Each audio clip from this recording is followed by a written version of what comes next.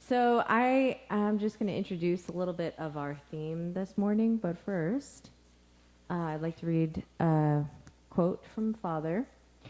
When you love others, you should love not only young people, you should love the young, elderly, and all human beings. When I look at the youth today, I see that they avoid dealing with the elderly, but they should not do so.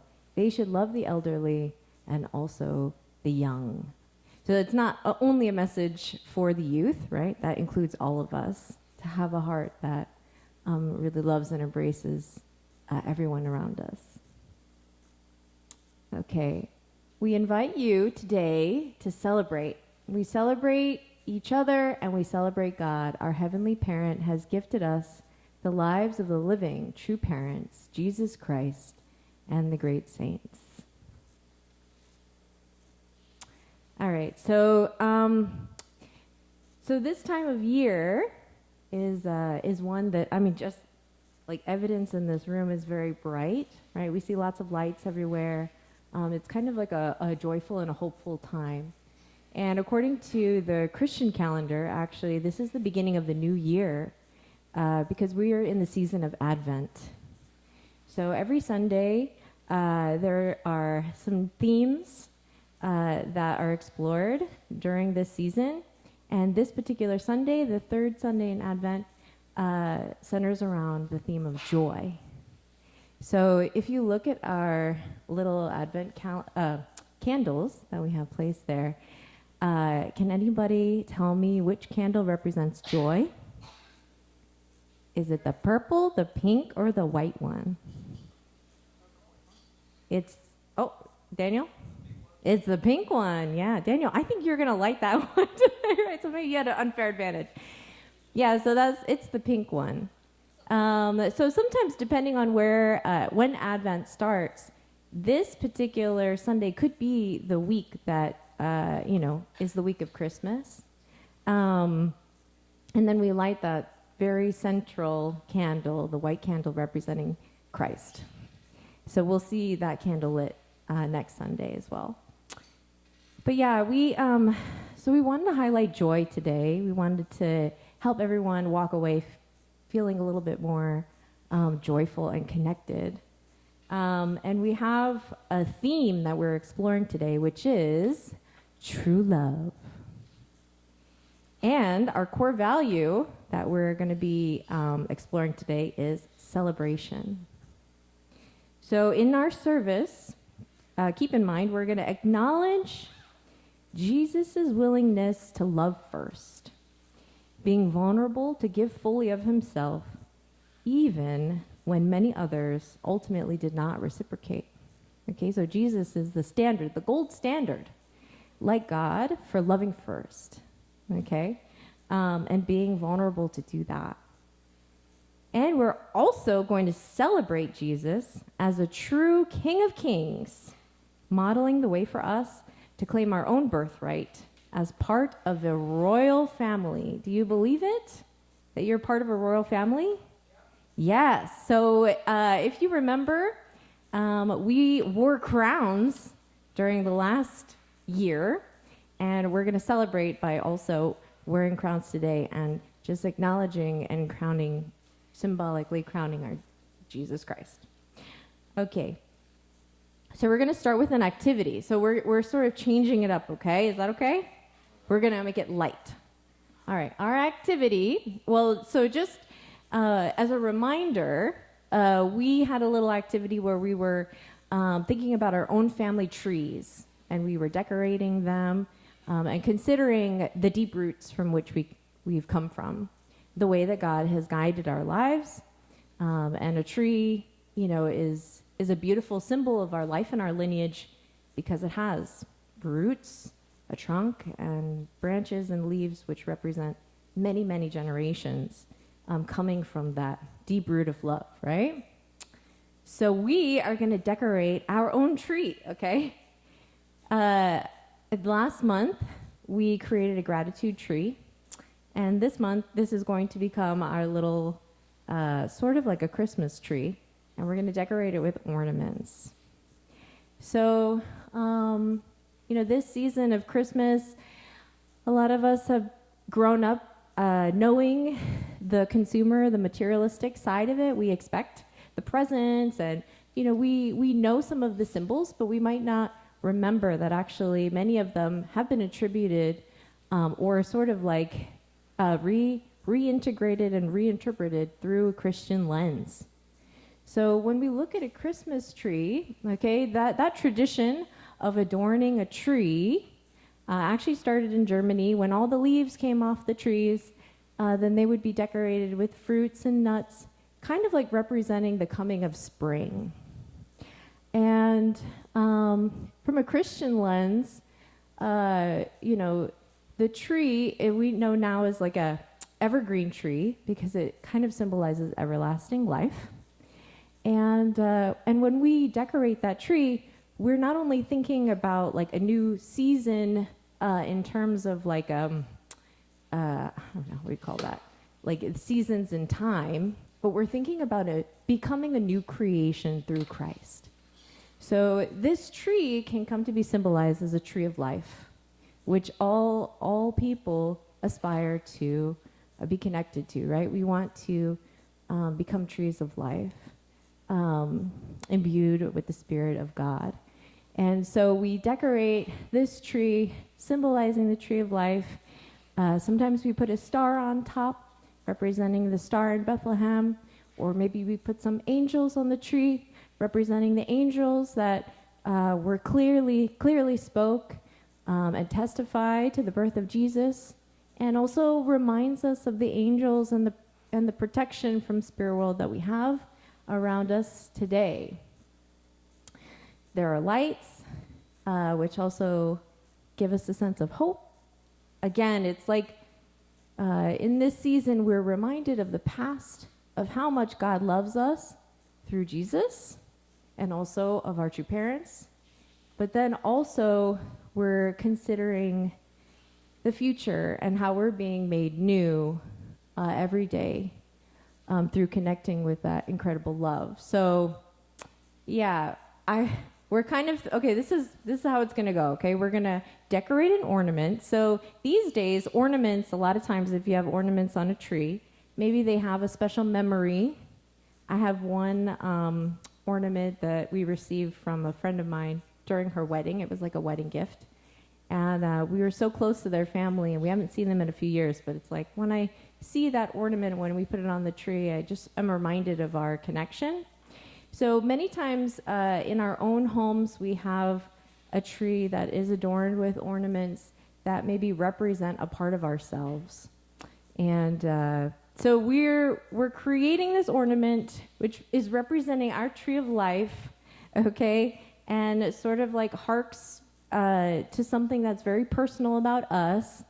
And when you make your ornament, I would want to invite you to come over, and you're going to pluck a leaf off of the tree, okay, which represented our hopes and our gratitude. And we're going to put that ornament, which represents a hope fulfilled, okay? Anyway, just to get into the symbolism of it. But yeah, we're going to take some time, about 20 minutes, to do this activity. And what you're going to do is you can work by yourself, or you can work in pairs, and you're going to decorate an ornament, or you could decorate two. And we're going to hang them on the tree, and then, of course, you can take them home with you afterwards. Are we ready to get creative? Yeah, are we ready to connect to the tree of life? Okay. All right. Did I go over your heads just a little bit? Maybe. Okay, let's get started.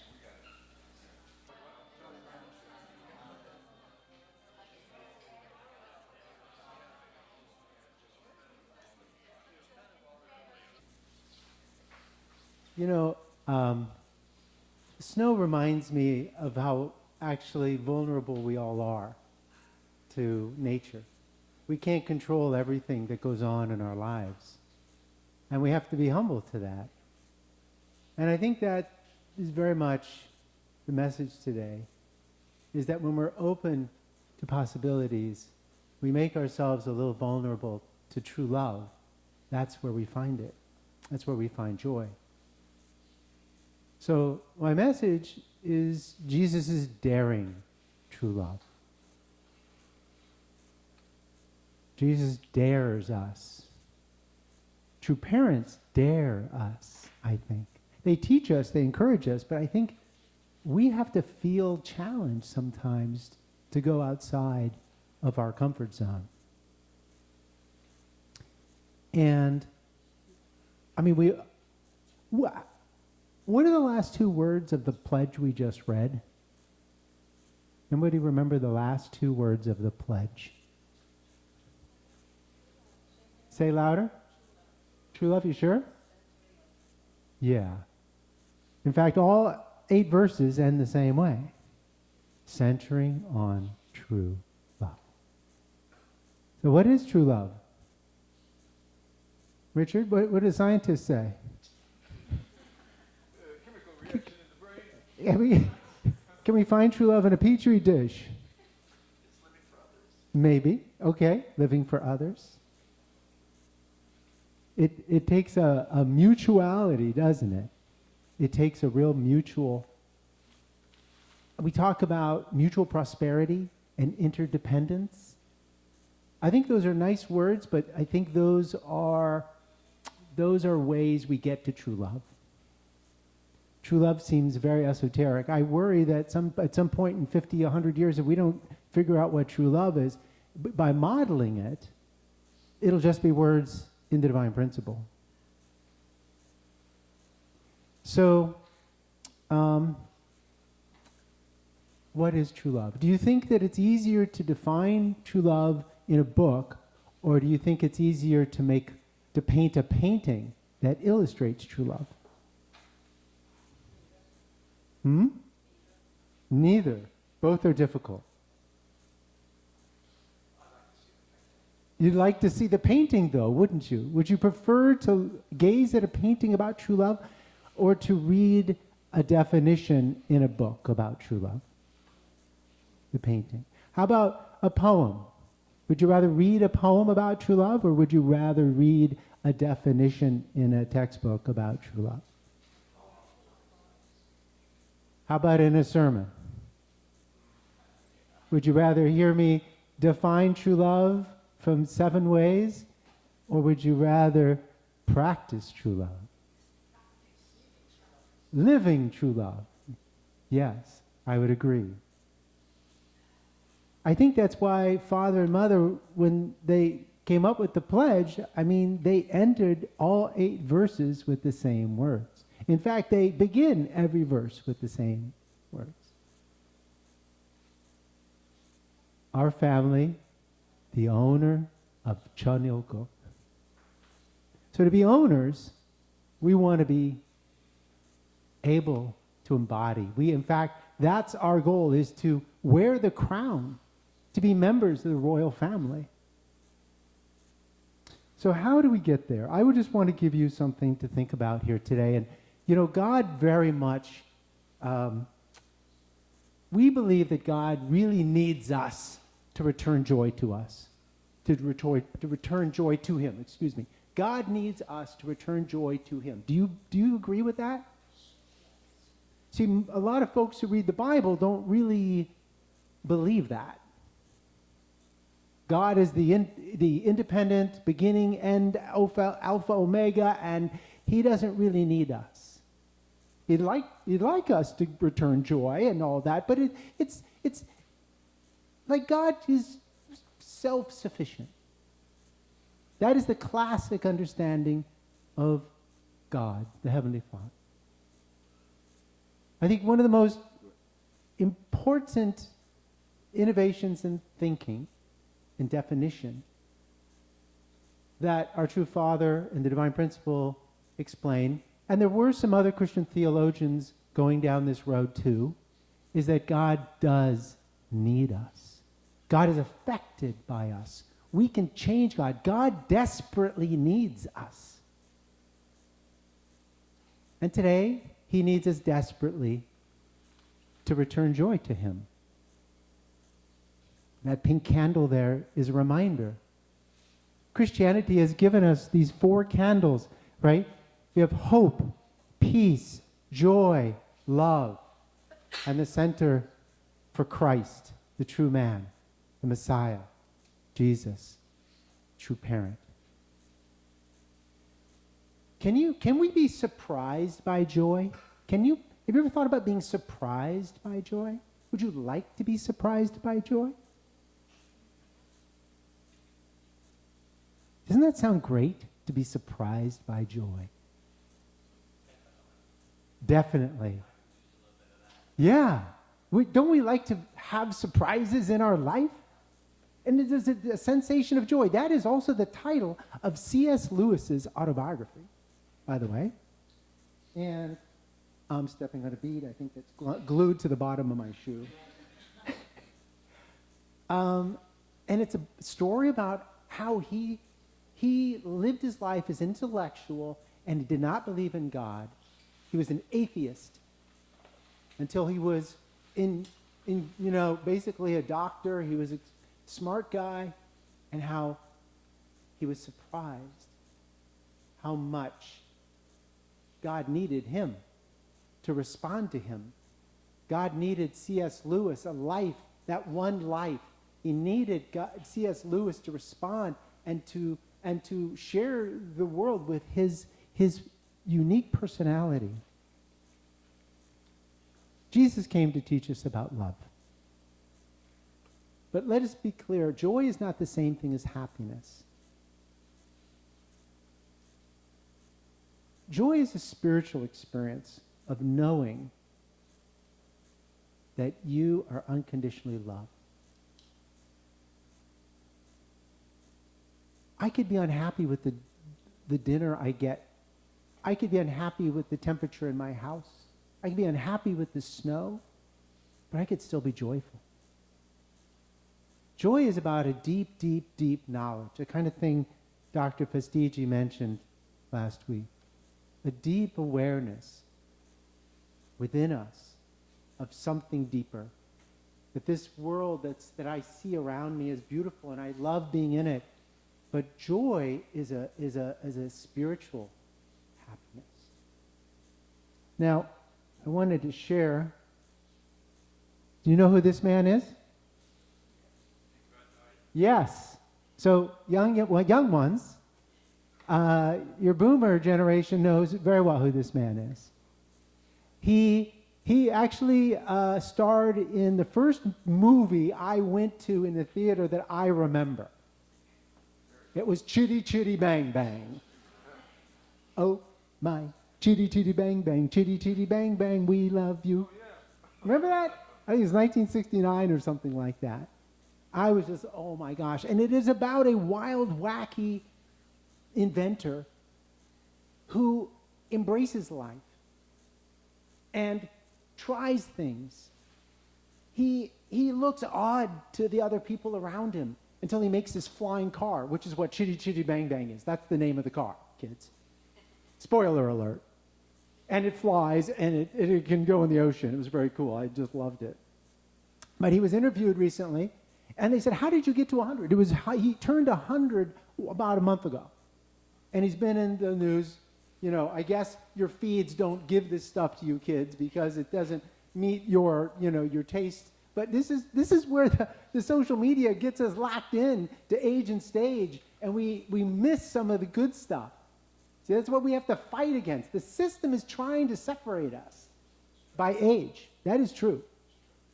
That's what social media does to you. You have to get out of what you normally look at and look at other things so that the algorithm, thank you, the algorithm shares with you other things like Dick Van Dyke and G's Many Willikers. He said, one thing I do to keep my body going is I go to the gym 3 times a week at 100. Wow. And he said, if I don't do that, I start feeling stiff. I can feel it. And then he said, his comment was, and then God help me. Now, as you get older, young people, it's important to exercise more. You guys just lay around and sleep for 12 hours, and it doesn't seem to bother you. But when you get older, you have to go to the gym more. He goes to the gym 3 times a week, And I would like to suggest that this room is a gym. It's a gymnasium for joy. It's a gymnasium for opportunity, and it's also a gymnasium for vulnerability. Now, what's that other word? Vulnerability. When I say vulnerability, what do you say? What is vulnerability? Eva, do you like being vulnerable? Yes. No? Maybe? Juhi? Sometimes. Vulnerability is often equated with weakness in our society. And what I've discovered is I believe that vulnerability is a kind of horizontal humility. Humility, when I think of humility, I often think of humility before God. And it means a receptiveness. It means a willingness to try and listen. Vulnerability with people is very much about that same attitude, but toward others. Being willing to listen. One of the things I learned about vulnerability this past week was in a focus group when I was asking several people about the intergenerational services for my research. And one person said, you know, I asked them, what do you look forward to when you come to an intergenerational service? And he said something like this. Well, one thing I don't look forward to is sitting and sharing at a table. But I find joy in seeing relationships forming all around me. Conversations between young and grandparents, seeing the young people talk. It's a little bit like school when you have to do a group project. And I know it's good for me, and I know it's good for the community. But it's not something he particularly enjoys. Another parent said that they look forward to Sunday evenings and asking their kids about what they thought and what happened at the service that day. One of America's most influential public speakers is a woman named Brené Brown. I'm sure some of you have heard of her. I'm sure maybe women more than men. She is a PhD researcher into human relationships and focuses on things like shame and vulnerability. And one of the things that her research has revealed is that her book is called Daring Greatly. And she says that people who are truly successful, joyful, happy, well-balanced people are comfortable being vulnerable. It's not easy to be vulnerable, to expose myself. But in this quote, she's saying that vulnerability is the first thing we look for in other people, but it's the last thing I want you to see in myself. Most of us don't want people to look into our soul or know who we really are. We often wear masks. Would you agree? And sometimes we have to wear a mask, going to work, doing things, working with people in this very difficult fallen world. And there's a time for that. But we have to know that here, this space, this is the spiritual gymnasium, a relationship gymnasium. When I say spiritual gymnasium, I'm not talking about, having a spiritual experience. I'm talking about the true spirituality in which we love God with all of our heart and we love our fellow neighbor as ourselves. So trust and vulnerability are intertwined, and this is a place where we can trust. You know, Paul said, "For when I am weak, then I am strong."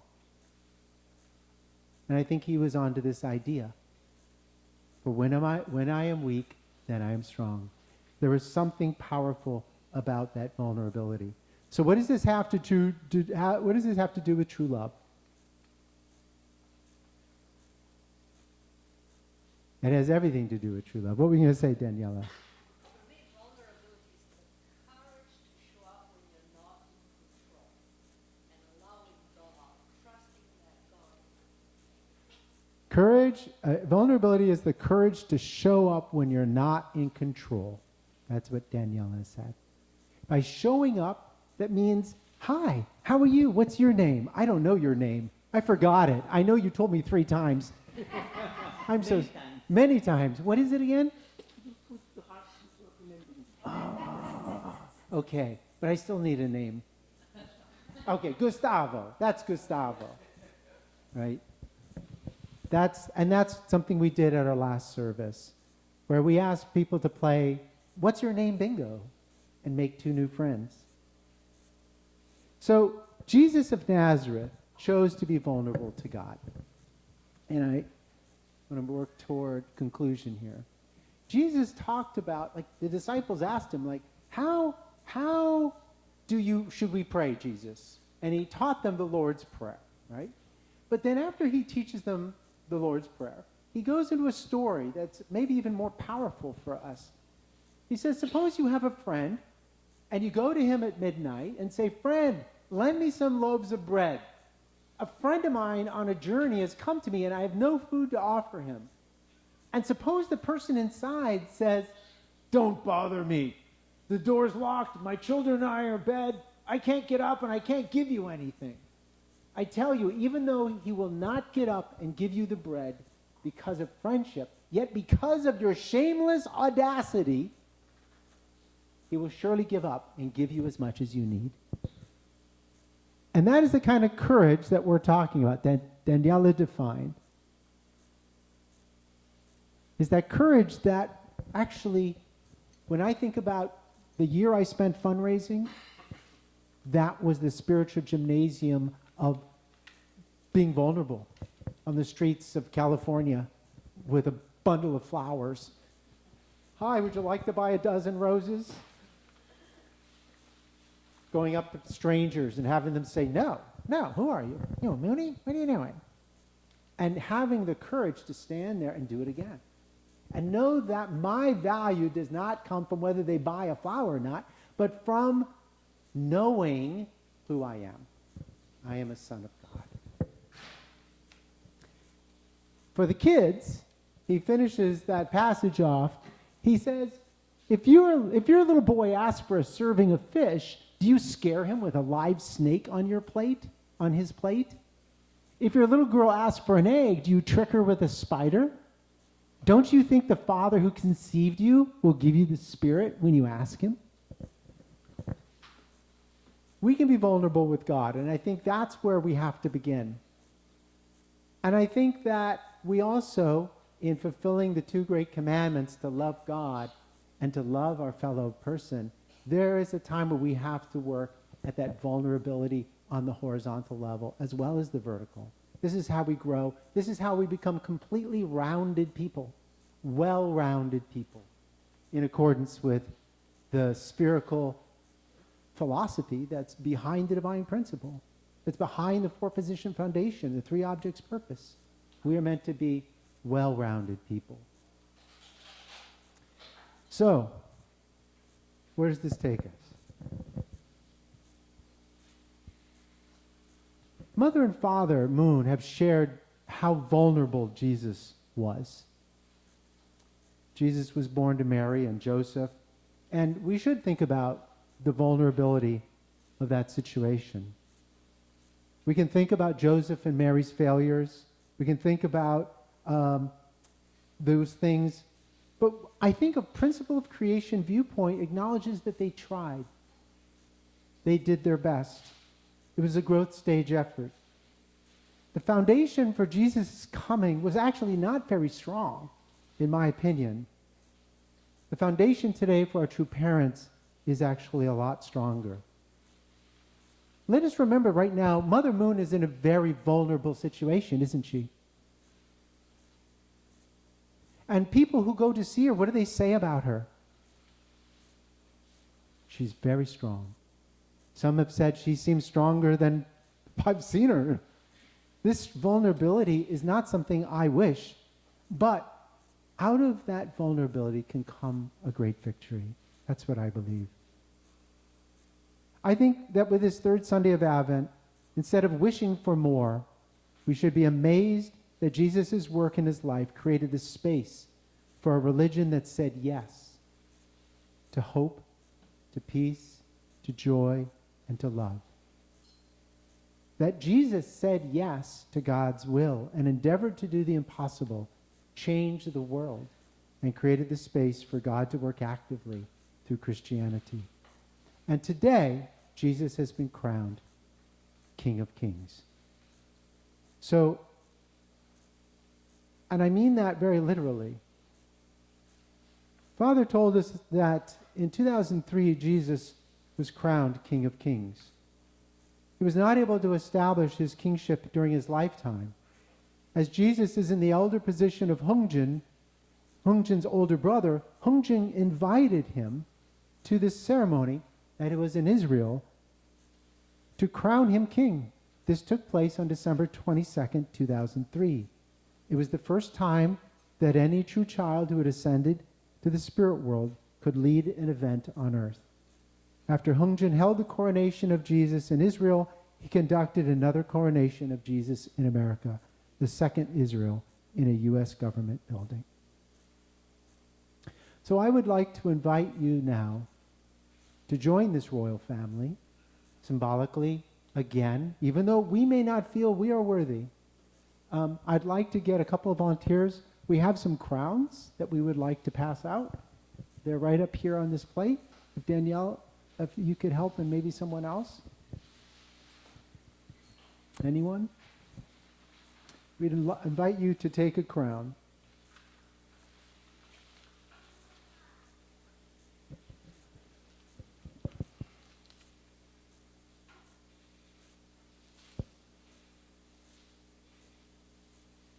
So before you put them on your head, please take a crown any color you like. Let us inherit these simple crowns in unity with Jesus and our true parents. Not that we have truly have done a great deal to deserve that royalty, but we attend them, and we do our best every day to unite with true parents and heavenly parents' will. So once you have your crown, I'd like you to stand up and ask a neighbor, someone else at the table, to put the crown on your head. Let yourself be crowned by someone else at the table.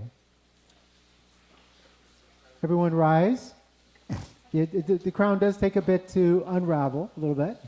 These are, yes, they are tissue paper crowns. They're very popular in English Christmas celebrations in Great Britain.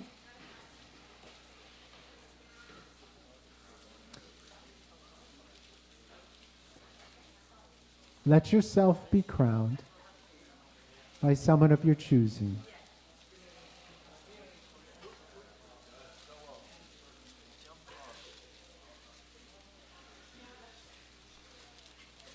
It is by God's and true parents' love that we are destined to inherit the kingships of 3 positions in the family and enter the 4 great realms of heart. Let us return joy to them by embracing our royal selves, as was intended in the garden thousands of years ago. All right. I need a crown. Thank you.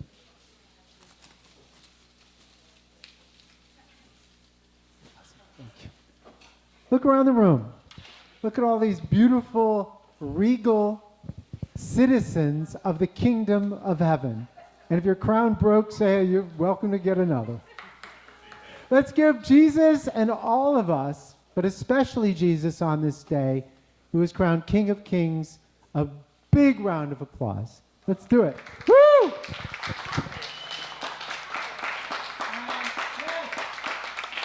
If you were lucky enough to get a popper, please pop the poppers. Woo! Jesus is King. Jesus is King. Woo! Thank you, Jesus.